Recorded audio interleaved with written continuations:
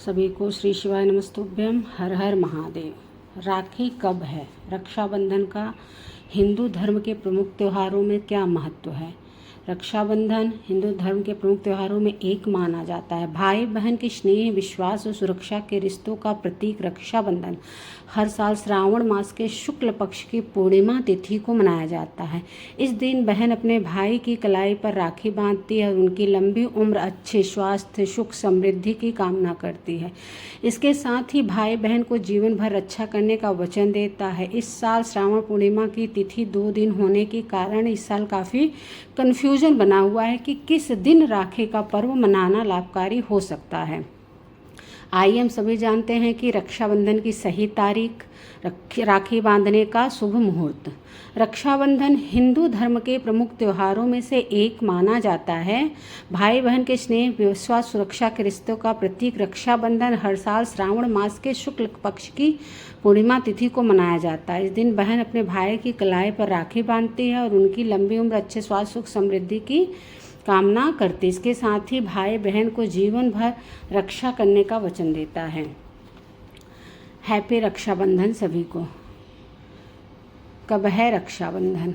श्रावण मास की पूर्णिमा तिथि आरंभ 8 अगस्त 2025 को दोपहर 2:15 से, श्रावण मास की पूर्णिमा तिथि समाप्त 9 अगस्त को दोपहर 1:24 पर। रक्षाबंधन 2025 की उदया तिथि के हिसाब से रक्षाबंधन 9 अगस्त 2025 को मनाया जाएगा। रक्षाबंधन का शुभ मुहूर्त क्या है? ब्रह्मा मुहूर्त सुबह 4:22 से 5:04 तक। अभिजीत मुहूर्त दोपहर 12:17 से 12:53 तक रहेगा। सौभाग्य योग सुबह 4:08 से 10 अगस्त को तड़के 2:15 तक। सर्वार्ध सिद्धि योग 9 अगस्त को दोपहर 2:23 तक। राखी बांधने का मुहूर्त क्या है? 9 अगस्त को सुबह 5:35 से दोपहर 1:24 तक राखी बांधने का सबसे अच्छा मुहूर्त है। इस मुहूर्त में भाई की कलाई में राखी बांधना सबसे ज़्यादा शुभ है। रक्षाबंधन में भद्रा का समय। भद्रा काल आरंभ 8 अगस्त को होगा और जो दोपहर 2:12 से है। भद्रा काल समाप्त हो जाएगा 9 अगस्त को सुबह ही 1:52 पर। 9 अगस्त 2025 का पंचांग। भाई की कलाई पर राखी शुभ मुहूर्त में बांधी जाती है। अक्सर भद्रा का साया राखी के पर्व पर होता है, लेकिन 2025 में राखी बांधने के मुहूर्त में भद्रा नहीं लग रही है।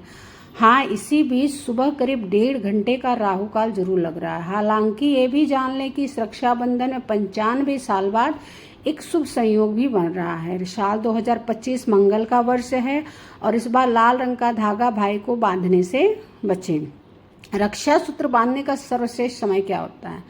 रक्षाबंधन के दिन रक्षा सूत्र दोपहर में पहले या दिन में सूर्यास्त से पहले बांधना सही रहता है। इसके लिए आपको पंचांग से शुभ मुहूर्त नोट करना चाहिए। भद्रा काल में या फिर राहु काल के दौरान रक्षा सूत्र नहीं बांधा जाना चाहिए। आइए सुनते हैं रक्षाबंधन की पौराणिक कथा।